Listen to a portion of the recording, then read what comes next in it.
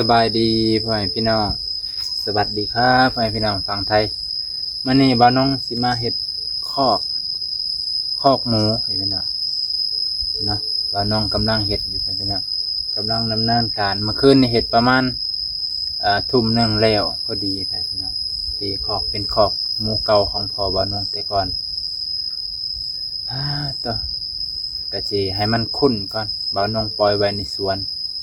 มัดไว้แล้วก็อันนี้มัดไว้ในสวนไปพี่น้องเกลือห้ำมันให้มันเลื่องให้มันชินกับเจ้าของก่อนค่อยมาปล่อยอยู่นี่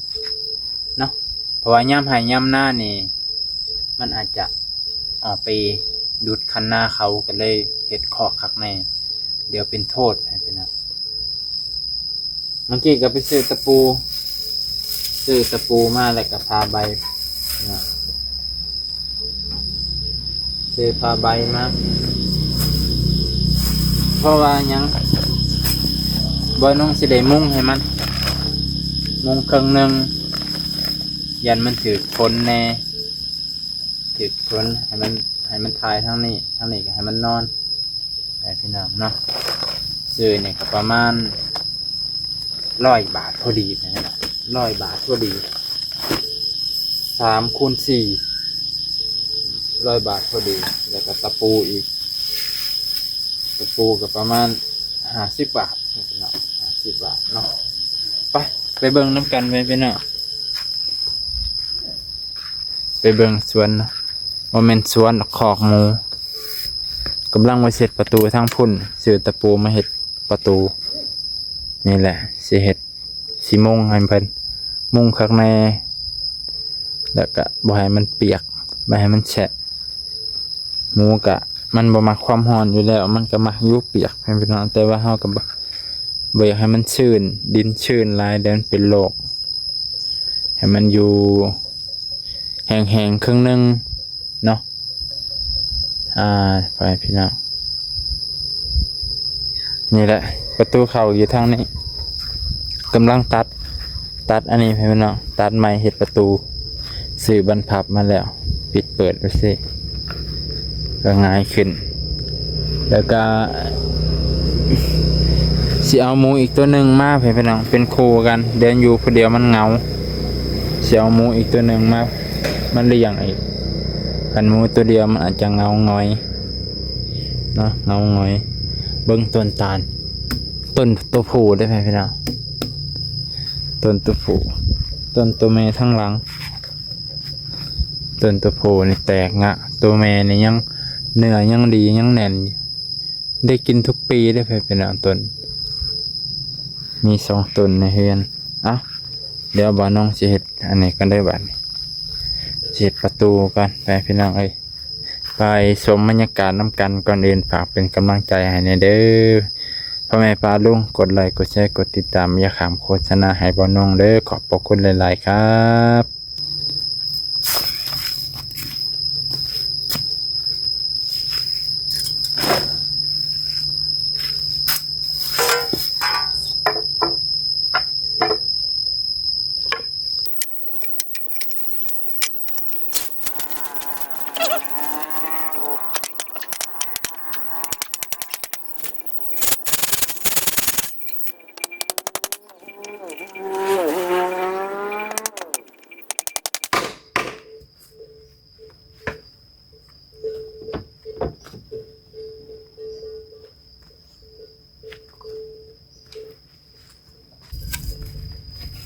ประตูห้องเช่าใส่บรรพับ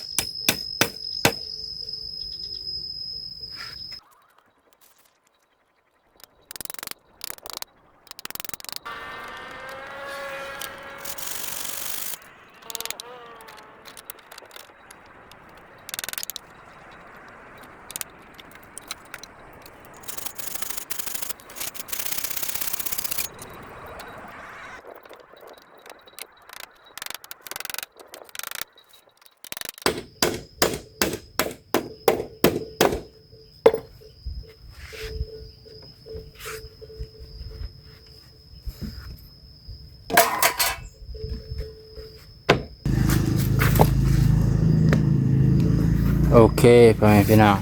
แล้วประตูรั้วประตูหมูของเราเสร็จเรียบร้อยปิดเปิดได้สะดวกสบายบัดนี้สิมุงให้เพิ่นไปพี่น้องสิมุงเอาเสือกฟางมาก่อนมามัดขึงไว้คักแน่เอาจะไหนบ่น้องสิมาบ่น้องไปเอาเสือกฟางแล้วก็เอาผ้ามาตัดต้นมะขามให้มันเกี่ยงๆหน่อยนึง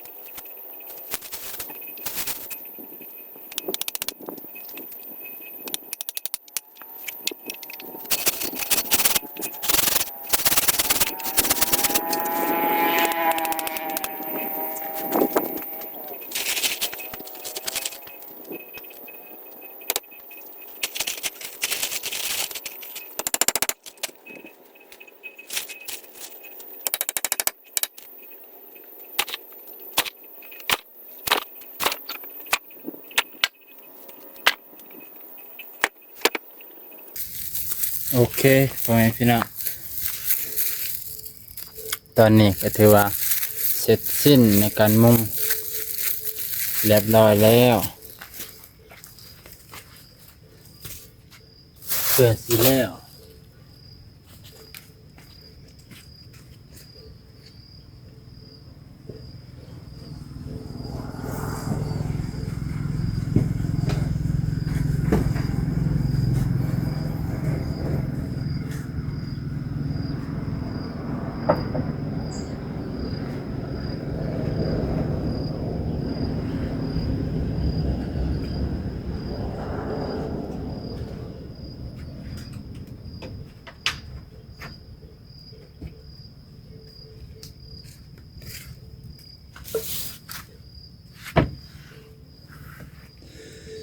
เอาไปพี่น้องตอนนี้ก็ถือว่าแล้วเด้อมุงที่นอนของหมูเรียบร้อยแล้วครับเพราะว่าอันนี้บ่อนุ่งที่จริงแทก2 เม็ดแต่ว่าเขาบ่อนุ่งกะเผื่อ3 เม็ดยันบ่พอบ่ได้มีตลับเม็ดก็ไอ้เกิงยืมไป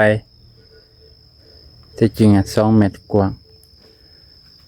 3 คูณ 4อันนี้4พอดีเลยพี่นะแล้วนี่4พอดีมันก็ตัวหนึ่งก็สิตกไปพ่นน้ำอันหนึ่งก็สิตกมาพี่บอยมันอุ้มน้ำไปพี่น้องนะวันนี้ก็สิจบเพียงเท่านี้แหละพี่น้องเก็บเครื่องเก็บของกัน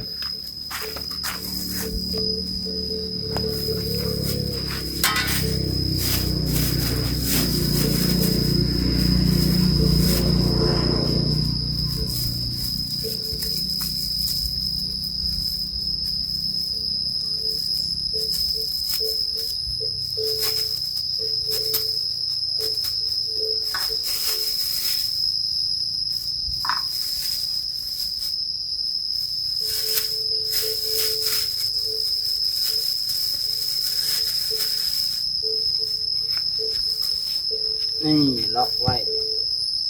ปึ๊บนี่เรียบร้อย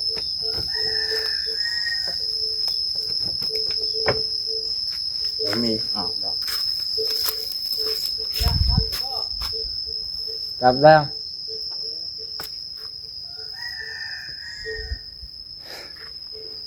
เรียบร้อยไปพี่น้องได้อยู่ดอกไปพี่น้องได้อยู่บ้านนอใช่บ้านน้องก็หาเอาเศษเฟืองมาใส่ให้มันพอได้ปกติหมูมันสิมาถ่ายทางนี้ไปพี่น้องอุจจาระห้องน้ำมาทางนี้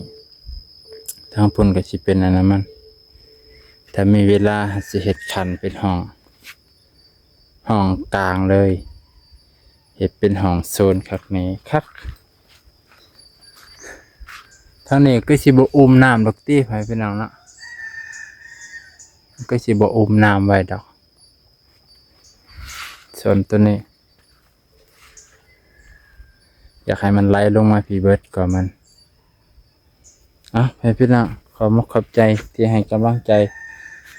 ขอบพระคุณหลายๆเด้อเป็นจังไดพ่อแม่พี่น้องบรรยากาศให้ยืมรถล้านพาไปเอาพื้นพอได้ดังพ่อแม่พี่น้องเอ้ยแบ่งกันทางน้าทางหลานน้าจะเอาฟืนตัวเล็กจะได้ดังง่ายเป็นป่าเป็นหกเป็นเหือเบิดแถวนี้แล้วนี่ก็เอาบ่ได้ไปเป็นเอาดินไผดินมันดินไผดินมันดินชั้นต่างหากด้วยเกือบทุก